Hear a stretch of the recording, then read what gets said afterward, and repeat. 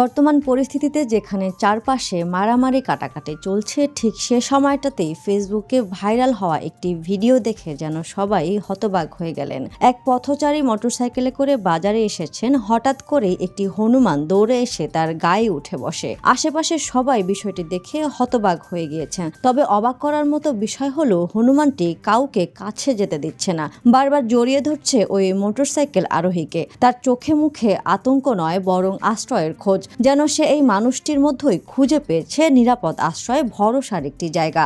বাজারের লোকজন নানা চেষ্টা করেও হনুমানটিকে সরাতে পারেনি। কেউ কেউ বলছিলেন ভালো মানুষকে পশু পাখিরাও চিনে।